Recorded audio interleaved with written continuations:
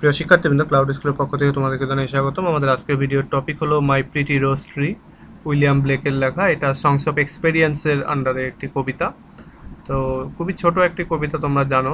চলো শুরু করি আমাদের আজকের এই টপিকটি নিয়ে। আচ্ছা দেখো, শুরুতেই এই কবিতাটি আমরা এক্সপ্লেন করব এবং এরপরে সরাসরি এটার যে সামারি সেটা নিয়ে আলোচনা করব। A flower was offered to me, মানে এখানকার যে স্পিকার সে বলছে যে একটা ফুল আমাকে অফার করা হয়েছিল। Such a flower as May never bore, এটা এমন এক ধরনের ফ্লাওয়ার ছিল, এত সুন্দর ফ্লাওয়ার ছিল যেন মে নেভার বোর, অর্থাৎ মে মাসে কখনো এই ধরনের ফ্লাওয়ার জন্মাতো না। এখানে মে বলতে দেখো, মেটা ক্যাপিটালাইজ করা হয়েছে, তার মানে এটা মে মাস। এবং তোমরা জানো যে ইংল্যান্ডে সাধারণত মে মাসে স্প্রিং মানে বসন্ত। তো সেক্ষেত্রে বলা হচ্ছে এই বসন্তকালে মে মাসে এই ধরনের এত সুন্দর ফ্লাওয়ার, যে ফ্লাওয়ারটা আমাকে অফার করা হয়েছিল, সাধারণত পাওয়া যায় না। বাট আই সেইড, কিন্তু আমি বললাম, অর্থাৎ যে আমাকে ফুল অফার করলো, আমি তাকে বললাম, I have a pretty rose tree, আমার একটা খুব সুন্দর গোলাপের গাছ রয়েছে। And I past the sweet flower over, এবং আমি ওই মিষ্টি সুন্দর ফুলটাকে পাস ওভার করে আসলাম, মানে সেটাকে উপেক্ষা করলাম বা সেটাকে অতিক্রম করে চলে আসলাম, বা আমাকে যে দিতে চেয়েছিল সেই রিকোয়েস্টটাকে আমি প্রত্যাখ্যান করলাম। এটা হচ্ছে প্রথম 4 লাইনের কথা।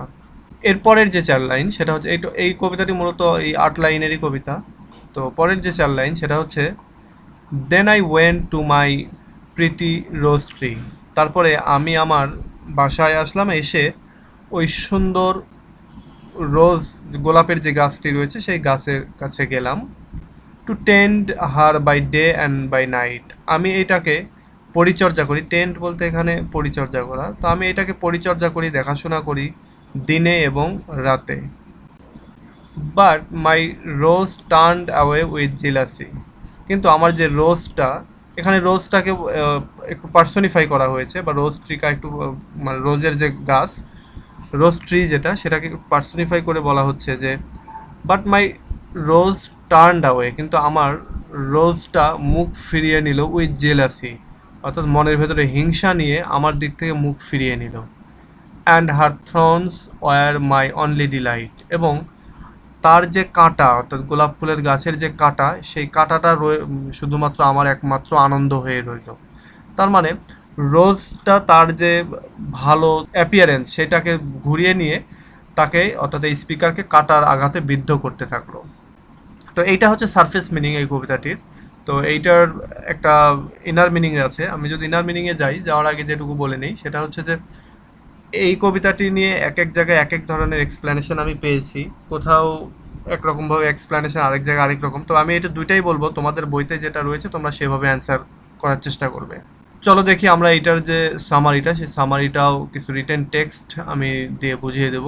দেখো, যেটা বলা হচ্ছে যে, সামারিতে যেটা বলছে, যে আমি যে কথাটা এতক্ষণ বললাম সেটাই, যে a man is offered a flower far surprising the beauty of an ordinary flower.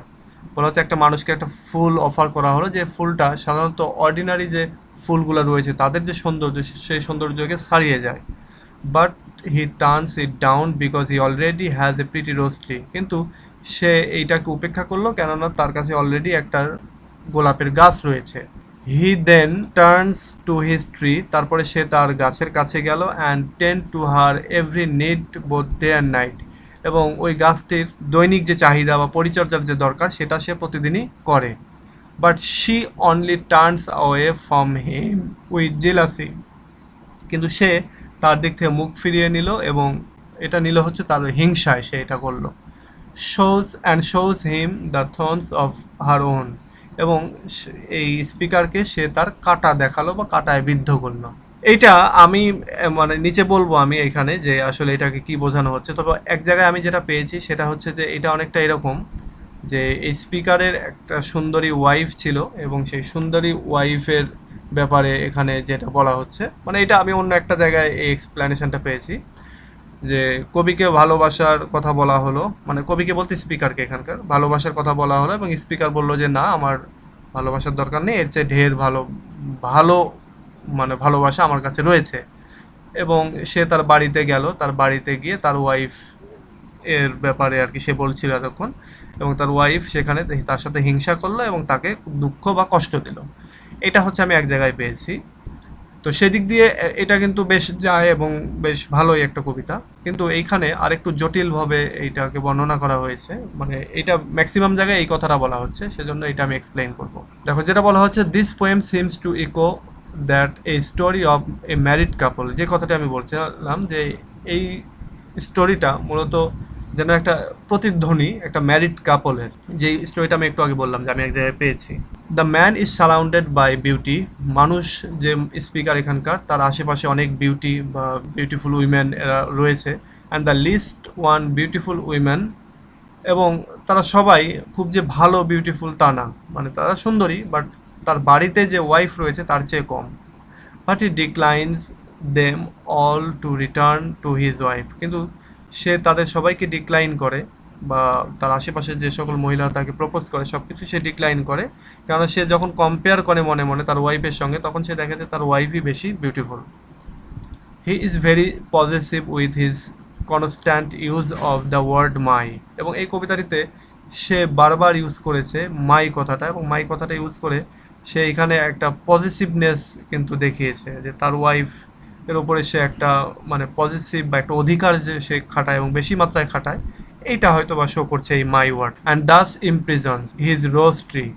এবং এই যে তার যে রোজ ট্রিটা দিয়ে মনে হচ্ছে বোঝাচ্ছে যে সে তার বাসায় তার ওয়াইফকে যেন আটকে রেখেছে বা ইমপ্রিজন করে রেখেছে, এরকমটা। She however turns away with jealousy. এবং এভাবে সে একটা সময়, তার ওয়াইফ একটা সময় মানে তার মনের মধ্যে হিংসা চলে আসে, সে হিংসা করতে থাকে। And in turns only reveals her thorns to him. এবং পরিণামে যেটা হয় যে ওয়াইফ সে তার স্বামীকে বা তার হাজব্যান্ডকে যেটা করে যে তার যে অ্যাবিউজিং যে ওয়ার্ডগুলি সেগুলো সে দিতে থাকে। এবং এক কথায় এখানে যে গোলাপের সঙ্গে মিলিয়ে যেটা বলা হচ্ছে যে গোলাপের যেমন কাঁটা থাকে, সেরকম কাঁটায় যেমন স্পিকারকে বিদ্ধ করছে। তো এখানকার এক্সপ্লেনেশনটা তো এরকমই যে ওই ওয়াইফ যখন তার মনের মধ্যে হিংসা বিদ্বেষ এসে গেল, তখন সে তার হাজব্যান্ডের প্রতি সে কাঁটা ছুঁড়ে দিচ্ছে, মানে এক কথায় তার কথার যে বাক্যবান যেটা সেটা সে দিচ্ছে। জনসন নামে এক ক্রিটিক, সে ডিসক্রাইব করেছে যে my pretty rose trees as an ironic reconsideration of the embedded convention. Johnson নামে এক ক্রিটিক, সে বলছে যে এই কবিতাটি একটা আইরনিক রিকনসিডারেশন, অর্থাৎ এর ভেতরে একটা আইরনি রয়েছে, এবং সেই আইরনিটা হচ্ছে প্রচলিত যে রীতিনীতি সেইটার এগেনিস্টে, বা এখানে যেন একটা এই কবিতাটি যেন একটা রূপক বা একটা প্রতীক, যেন প্রচলিত যে সমাজ সে সমাজেরই যেন একটা প্রতীক, সমাজে যেটা ঘটে সেটার মতোই। ব্লেকস স্পিকার, এখানে ব্লেকের যে speaker, having rejected the lovely flower offered him, তাকে যখন লাভলি ফ্লাওয়ার দিল, সেই লাভলি ফ্লাওয়ারগুলো রিজেক্ট করে, tries to tend his pretty rose tree with all the single minded ardour of the Petrarchan lover. সে কী করলো, তার যে একটা সিঙ্গেল যে রোজ রয়েছে, মানে তার যে প্রিটি রোজ রয়েছে, তার রোজ ট্রি রয়েছে, সেইটার দিকে সে মানে অগ্রসর হলো। এবং এটা ঠিক একজন সিঙ্গেল মাইন্ডেড পেট্রার্কান লাভারের মতো, অর্থাৎ পেট্রার্কান কবি পেট্রাক যেটা রয়েছে, সেই পেট্রাকের যে লাভাররা, সেই লাভারদের মতো নিঃস্বার্থ ভালোবাসা নিয়ে সে তার প্রিটি রোজ যেটা, সেই রোজের দিকে এগিয়ে গেল। But his devotion is a sickness nourished by his perverse or ironic delight in the thrones of jealousy. কিন্তু তার এই যে ডিভোশনটা, তার এই ডিভোশনটা একটা সময় একটা সমস্যায় পরিণত হয়ে গেল, এবং এইটার তার যে ডিলাইটটা, সেই ডিলাইটটা হয়ে গেল এই থর্নস অফ জেলাসি। মানে সে যেই আশা নিয়ে তার এই রোজ ট্রিকে সে দেখাশোনা করতো, সেই আশাটা আর তার পূর্ণ হচ্ছে না, এরকম একটা অবস্থা। His love's object both attracts and repels, তার যে লাভ অবজেক্ট যেটা, যে ভালোবাসার যে জিনিসটা, সেটা একই সঙ্গে তাকে অ্যাট্রাক্টও করে, তাকে আকর্ষিতও করে, আবার একই সঙ্গে তাকে রিপেলও করে, তাকে দূরে সরিয়েও দেয়। In this the man in the poem is trying to show his love to the rose tree. এই দিক দিয়ে মানে রোজ ট্রি, এই জন্য এখানে যেটা দেখা যাচ্ছে যে এই কবিতায় এই স্পিকার সে চেষ্টা করছে তার ভালোবাসাটাকে শো করার ক্ষেত্রে টু রোজ ট্রিকে, অর্থাৎ রোজের বদলে রোজের গোলাপের যে মানে গোলাপের বদলে গোলাপের যে গাছ, সেই গাছটাকেই সে ভালোবাসছে। But only seems to have the love unrequited. Even though he treats the rose tree like royalty. কিন্তু ঘটনার চক্রে এখানে যেটা দেখা যাচ্ছে যে তার এই যে ভালোবাসাটা সেটা হচ্ছে প্রতিদানহীন, অর্থাৎ সে তেমন মানে যে ভালোবাসাটা ডিজার্ভ করে ইন রিটার্ন সেটা সে পাচ্ছে না। এমনকি হি ট্রিটস দ্য রোজ ট্রি, এমনকি সে এই রোজ ট্রিটাকে একেবারে মানে রাজার আসনে যেন বসিয়েছে, রয়্যালটির আসনে যেন বসিয়েছে, এবং সেভাবে সে এটাকে দেখছে। This echoes the idea of human love, as we often want things we can't have and become infatuated with things or idealizing them instead of actually loving them. এই লাইনটা অনেক গুরুত্বপূর্ণ, যে এই কবিতাটির যে আইডিয়াটা, যে থিমটা, এটা মূলত হিউম্যান লাভকেই মূলত ইকো করছে, প্রতিধ্বনি করছে। যেমনটা হয় যে আমরা অনেক সময় কোনো একটা বিষয়কে এমনভাবে পছন্দ করি বা এমনভাবে সেটাতে ইনফ্যাচুয়েটেড হয়ে যাই এবং এমনভাবে আইডিয়ালাইজ করি, আসলে যতটা আর কি আমরা ভালোবাসি সেটাকে তার চেয়ে মানে বেশি যেন দেখাই বা বেশি যেন করি। এটা মূলত এই লাইনটারই summary. The rose tree showing her thorns of jealousy only entices the man more. Rose tree সে তার যে থ্রোন অফ জেলাসি সেটা সে শো করে, শুধু ওই মানে শো করে সেটাই মানুষটিকে আর কি প্রলুব্ধ করছে, এখানকার যে স্পিকার তাকে প্রলুব্ধ করছে, much like it would any other man, ঠিক অন্যান্য মানুষদেরকেও যেমনটা করে থাকে।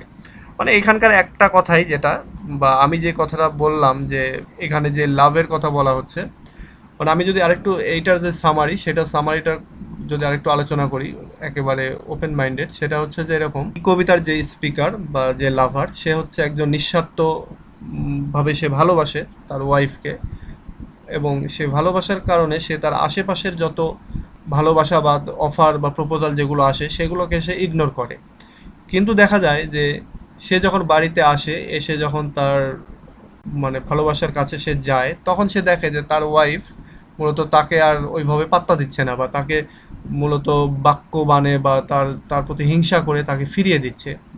তো এটা একদিকে কিন্তু প্যাথেটিক, আমাদের কাছে মনে হচ্ছে যেন এখানকার স্পিকার ভালো, বাট এর ওয়াইফ তার সাথে অবিচার করছে। কিন্তু আরেকটা বিষয় একটু খেয়াল করার মতো, যে এখানে দেখো মাই কথাটা, এখানে যে মাই কথাটা ইউজ করেছে, যে my pretty rose, my only delight, এই মাই প্রিটি রোজ দিয়ে যেটা বোঝানো হচ্ছে এখানে একটা তার ওয়াইফের ওপরে তার যেন একটা অধিকার খাটানো বেশি, মানে বেশি যেন অধিকার খাটিয়েছে সে, এবং বেশি অধিকার খাটাতে গিয়ে সে তার ওয়াইফকে ইমপ্রিজন করে রেখেছে, আটকে রেখেছে, এবং তাকে জোর করছে, বা তার উপরে যেন এক্সেসিভ একটা অধিকার খাটাচ্ছে। এবং এর ফলে যেটা কি হয়েছে, যে উল্টো তার ওয়াইফ তাকে ভালো না বেসে তাকে কাঁটা দিয়ে বিদ্ধ করছে, কাঁটা দিয়ে বলতে তাকে তার প্রতি হিংসা করছে বা তার প্রতি রাগ করছে।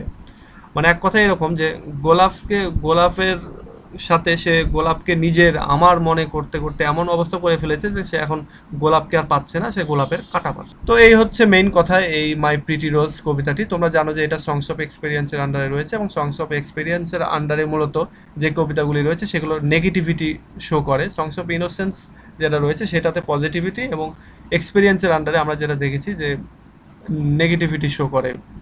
তো আশা করি তোমরা এটা এখন বুঝতে পারবে এবং তোমাদের জন্য কবিতাটি ইজি হবে। তো ঠিক আছে, আজকে এ পর্যন্তই, পরবর্তীতে আবার নতুন ভিডিও নিয়ে আসবো। টিল দেন, আল্লাহ হাফেজ।